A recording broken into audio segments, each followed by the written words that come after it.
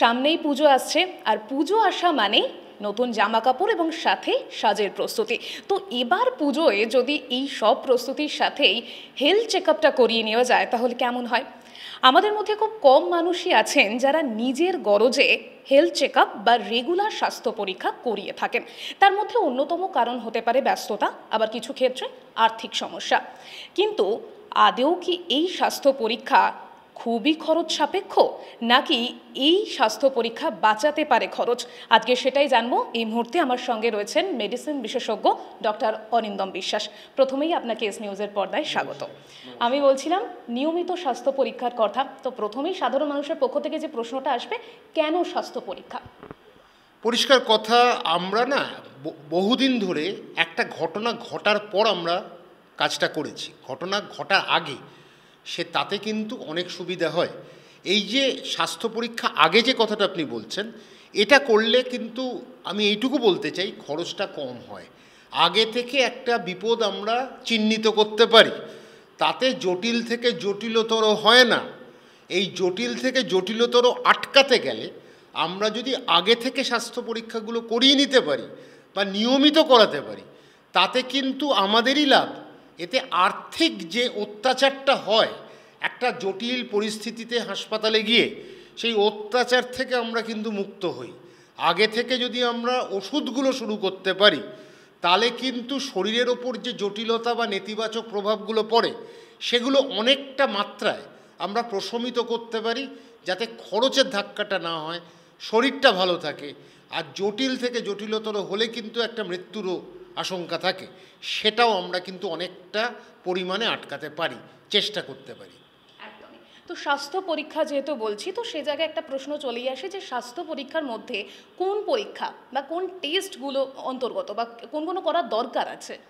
দেখুন, একটা কথা, এটা দুভাগে ভাগ করা উচিত। একটা হচ্ছে রক্ত পরীক্ষা বা অন্যান্য আনুষঙ্গিক পরীক্ষা, আর দ্বিতীয়ত হচ্ছে শারীরিক পরীক্ষা, অর্থাৎ পালস, ব্লাড প্রেশার, এইগুলো যেন মাপতে থাকি আমরা।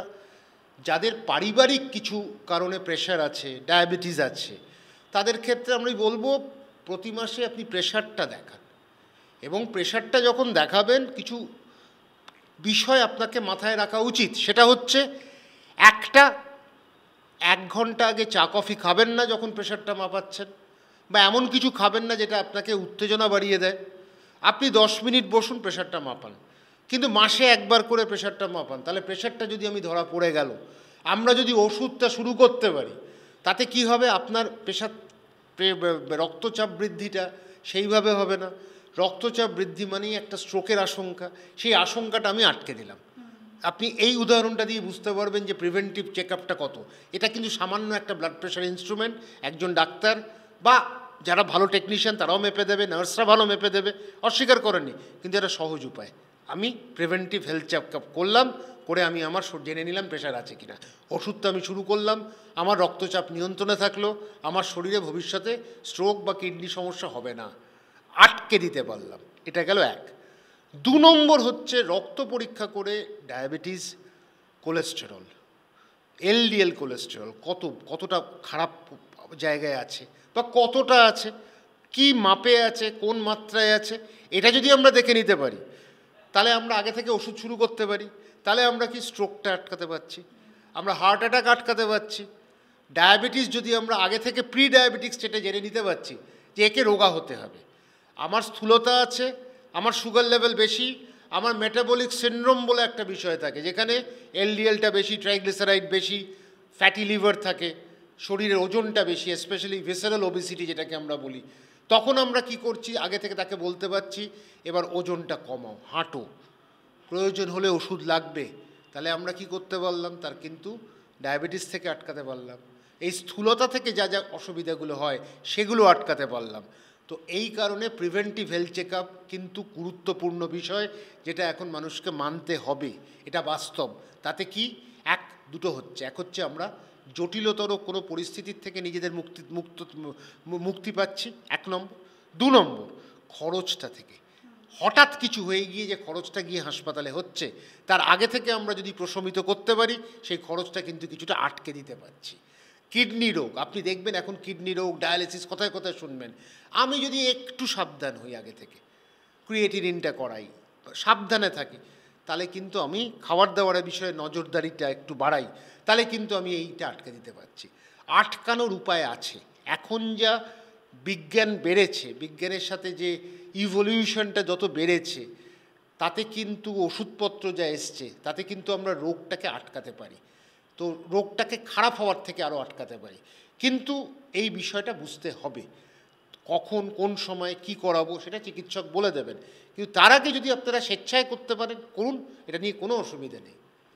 আমি শুরুতেই বলছিলাম যে পুজো আসছে, তো পুজো মানে আমরা অনেক প্রস্তুতি নিই, কিন্তু তার সাথে যদি আমরা একটু স্বাস্থ্যেরও যত্নটা নিই, তো এখানেই যেটা জিজ্ঞেস করব যে কতদিন অন্তর এই স্বাস্থ্য পরীক্ষাটা আমাদের করানোটা জরুরি? পরিষ্কার কথা হচ্ছে বছরে একবার করালেই কিন্তু অনেকটা আপনি আইডিয়া, একটা ক্লিয়ার আইডিয়া কিন্তু আপনি পাবেন, পরিষ্কার যে আমি কি পরিস্থিতিতে এখন আছি। 6 মাসের তোরও দরকার নেই, আপনি অনেক বিভিন্ন বিভিন্ন কোম্পানি প্যাকেজ দেয়, প্যাকেজও যেতে হবে না, সামান্য কয়েকটা টেস্ট, একটা ফাস্টিং, একটা গ্লাইকোসাইলেটের হিমোগ্লোবিন, একটা লিপিড প্রোফাইল, একটা ক্রিয়েটিনিন, একটা সিবিসি। আর যারা 60-এর ওপর হয়েছে আমি বলবো একটা পিএসএ করাতে। আর মহিলাদের ক্ষেত্রে আমি সবসময় একটা ব্যাপারে গুরুত্বপূর্ণ বিষয় যেটা বলবো, 35-এর ওপর থেকে নিজে ব্রেস্ট এক্সামিনেশন করুন। এরপরে ম্যামোগ্রামের বিষয় আছে, সেটা ডাক্তারের সাথে কথা বলে নিন। ম্যামোগ্রাম সব বয়সে কাজে দেবে না, একটা বয়সে কাজে দেবে। আপনার ব্রেস্ট ক্যান্সার, তারপর প্যাপস্মিয়ার, যদিও এখন ভ্যাকসিন এসে গেছে, এখন তো সার্ভাইকাল ক্যান্সারের এগেনস্টে প্যাপিলোমা ভ্যাকসিন, প্যাপিলোমা ভাইরাসের ভ্যাকসিন এসে গেছে, এই ভ্যাকসিনটা নিতে বলবো, যদিও ভীষণ খরচ, সেই খরচটা কীভাবে কমে সেটা হচ্ছে সরকারের দায়িত্ব। তাতে কিন্তু আমরা কি করছি, ক্যান্সারটা আটকাচ্ছি। আরেকটা ক্যান্সার কিন্তু বাড়ছে, সেটা হচ্ছে কোলন ক্যান্সার। এইটাতে আমরা যদি স্টুলকল ব্লাড টেস্টটা করাই প্রত্যেক বছর, তাতে আমরা কিছুটা আইডিয়া পাবো। আর যাদের ফ্যামিলি হিস্ট্রি আছে তাদের ক্ষেত্রে আরও বেশি গুরুত্বপূর্ণ। সুতরাং আপনি একটা জিনিস দেখছেন, খালি রক্ত পরীক্ষা নয়, ফিজিক্যাল পরীক্ষা, মেয়েরা মহিলারা তারা নিজেরা নিজেদের ব্রেস্ট এক্সামিনেশন করলে বুঝতে পারবে আমার লাম্প আছে কিনা, বা ম্যামোগ্রাম করে করা যায়। তারপর অন্য পরীক্ষা আছে, সেটা তাদের ডাক্তারের সাথে কথা বলে করা। সুতরাং একটা বয়সের পর থেকে সাবধান হতে হবে, কারণ 40-এর পর থেকে আমরা কিন্তু সাবধান হতে হবে, এটা কিন্তু ঘটনা। আর যাদের ফ্যামিলিতে ক্যান্সার আছে আর একটু আগে হতে হবে। তো সেই জায়গা থেকে আমরা মোটামুটি এই জায়গাগুলো বলতে পারি। তার সাথে খাওয়া দাওয়ার বিষয়গুলো আছে, সেটাও কিন্তু প্রিভেন্টিভ মেজার, সেটাও প্রিভেন্টিভ মেজার। রক্ত পরীক্ষা, এই কয়েকটা সামান্য রক্ত পরীক্ষা যদি কেউ বছরে করায়, তখন কিন্তু আমরা মোটামুটি একটা ওভারঅল আইডিয়া যেটা পাওয়ার সেটা কিন্তু পেয়ে যাব, যে তাদের ভবিষ্যতে কোনো ঝুঁকিপূর্ণ বিষয় আছে কি না। এই ঝুঁকিটা নেওয়া যাবে না, এই ঝুঁকিটা নেওয়া যাবে না। আগের থেকে যদি ওষুধ শুরু করা যায়, আপনি কিন্তু আপনার রিস্ক ফ্যাক্টরটা অনেকটা কমিয়ে দিলেন। এইগুলোই হচ্ছে ঘটনা। আপনি কিছুক্ষণ আগেই বললেন যে একটা বয়সের পরে গিয়ে আমাদের একটু এ ব্যাপারে সতর্ক হতে হবে, তো কোন বয়সের পর থেকে আমরা এই স্বাস্থ্য পরীক্ষার কথাটা ভাববো? দেখুন, 40 অবধি আমরা একটা জায়গায় দাঁড়াতে পারি, 40-এর পর থেকে কিন্তু আর ঝুঁকি নেওয়া উচিত নয় বলেই আমি মনে করি। কিন্তু আবার যার পরিবারে হঠাৎ হার্ট অ্যাটাকে কেউ মারা গেছেন, যাদের পরিবারে কোলেস্টেরলের সমস্যা রয়েছে এবং ট্রাইগ্লিসারাইডের সমস্যা রয়েছে, সেখানে 20 বছরের 25 বছরের পর থেকে কিন্তু পরীক্ষার কথা বলবো। কারণ সাডেন কেন কার্ডিয়াক ডেথ হয়েছে সেটা জানা দরকার। আমরা পোস্টমর্টম তো করাই না, বেশিরভাগ ক্ষেত্রে আমরা করাই না, আমরা জানি না, জানতে পারি না। কিন্তু তবুও সেক্ষেত্রে তাদের বাকি প্রজন্মের, পরবর্তী প্রজন্ম যাতে খারাপ না থাকে সেটা দেখা। এবং একটা জিনিস আমি যেটা খুব দেখেছি, সেটা হচ্ছে আমরা থ্যালাসেমিয়া টেস্টটা ম্যান্ডেটরি করতে পারিনি। আমরা থ্যালাসেমিয়া নিয়ে অনেক চিৎকার করেছি। জন্মের পরে যদি আগে থেকে যদি আমরা বিয়ের আগে এটা ম্যান্ডেটরি করে দেওয়া যেত, তাহলে কিন্তু লাভ হতো না। হয়তো এটা হয়, এটা অবাক হয়ে যাবেন যে 70 বছর পরে আমি দেখছি তার হিমোগ্লোবিন কম থাকে, বাড়ির লোকও বলছে কম থাকে, আর আয়রন ট্যাবলেট মুড়িমুড়কির মতো খেয়ে যাচ্ছে, কিন্তু তার পাওয়া গেল থ্যালাসেমিয়া ট্রেট। তাকে আমি ক্ষতিটা করছি, তাকে খারাপ দিকে নিয়ে যাচ্ছি, আয়রন ট্যাবলেট খাইয়ে খাইয়ে আয়রন কিন্তু জমবে, আর আমি থ্যালাসেমিয়া ট্রেটটা দেখলামই না। এটাও হয়েছে 60-65 বছর বয়সে আমি দেখছি তাকে থ্যালাসেমিয়া ট্রেট তারপরে করেন। কিন্তু এটা যদি ম্যান্ডেটরি করা হয়, তাহলে আমার মনে হয় আরেকটা রোগের ব্যাপারে আমরা কিন্তু অনেক বেশি গুরুত্বপূর্ণ বিষয় যেটা নিয়ে আমরা ভাববো, আরেকটা হচ্ছে গুরুত্বপূর্ণ বিষয়টাকে আমরা চিহ্নিত করতে পারবো আগে। এই জায়গাটা কিন্তু যদি আমরা করতে পারি, তাহলে আমার মনে হয় আমরা অনেকটা কমেছে মানুষের মধ্যে, কিন্তু এখন অনেক বেশি অ্যাওয়ারনেসটা বেড়ে গেছে, এটা অস্বীকার করার নেই। কিন্তু এই অ্যাওয়ারনেসটা একেবারে চূড়ান্ত পর্যায়ে নিয়ে যেতে হবে, যাতে সব মানুষ এটা করাতে পারে। ম্যান্ডেটরি করলে এই সমস্যাটা চলে যায়। বয়স নিয়ে কথা বলছিলাম, তো এখন রোগ বললে আর বয়সের কোনো সীমাবদ্ধতা আমরা দেখতে পাচ্ছি না। ছোটোবেলাতে সুগার, ডায়াবেটিস এই সমস্যাগুলো আমরা দেখা যাচ্ছে অনেক সময়, যে স্থূলতা থেকে অনেক রকম সমস্যা চলে আসছে।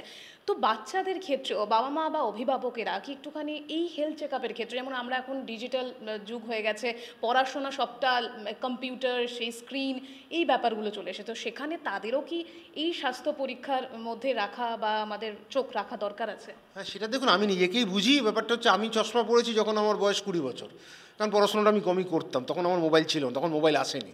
এখন এত পড়াশুনো করতে হচ্ছে, আবার এক্সট্রা কারিকুলার করতে হচ্ছে, তাতে গিয়ে চোখটা যাচ্ছে, 12 বেজে যাচ্ছে, এটা অস্বীকার করার নেই। বাচ্চা ছেলে, তাদের পাওয়ার কী আপনি দেখলেই অবাক লাগবে। সুতরাং এই বিষয়ে তো ভাবার আছে যে কেন হচ্ছে, এই স্ট্রেসটা যাতে না যায়, মোবাইল অ্যাডিকশানটা কমিয়ে দেওয়া যায়। মোবাইল পাচ্ছি না বলে সুইসাইড হচ্ছে, এটা আপনি জানেন। অল্প বয়স্কদের মধ্যে মানসিক সমস্যা, এটা কিন্তু আমাদের সময় কম ছিল, কারণ বিষয়টা তখন জয়েন্ট ফ্যামিলি একটা ব্যাপার ছিল, 4-5টা লোকের সাথে আপনি কথা বলতে পারতেন। এবার কিন্তু এখন যে মুহূর্তে যেটা আছে, সেটা হচ্ছে নিউক্লিয়ার ফ্যামিলি, বাবা মা ছেলে বাস হয়ে গেল, একটা 4 দেওয়ালের মধ্যে একটা পরিবার রয়েছে, তাদের মধ্যে ইন্টারাকশান কম হতে পারে।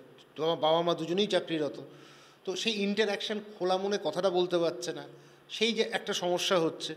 সব কিছু মিলিয়ে একটা যেরকম সাইকিয়াট্রিক ডিসঅর্ডার হচ্ছে, চোখের সমস্যা হচ্ছে, বাচ্চাদের যে রোগগুলো ছিল না সেগুলো উঠে আসছে। আর আরেকটা কথা হচ্ছে, স্কুলের যে, আপনি এখন এখান থেকে টানা রাস্তায় যান, দেখবেন 10টার মধ্যে 6টা হচ্ছে খাওয়ার দোকান। মানে একটা দোকান এখন সবসময় চলে হচ্ছে খাওয়ার দোকান কখনো মার যায় না।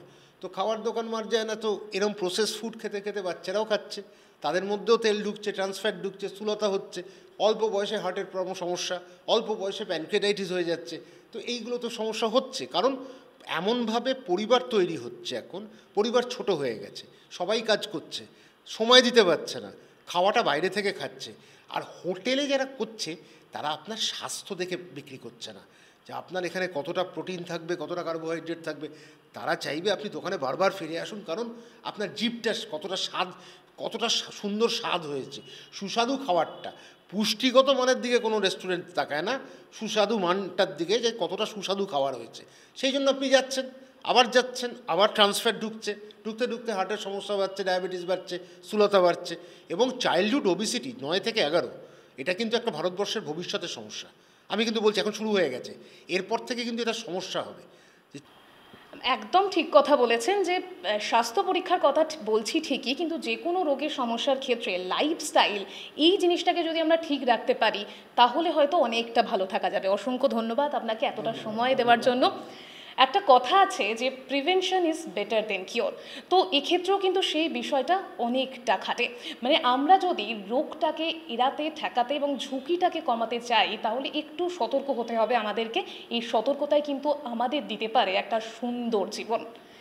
ক্যামেরায় অশোকের সাথে রিয়া রিপোর্ট, এস নিউজ।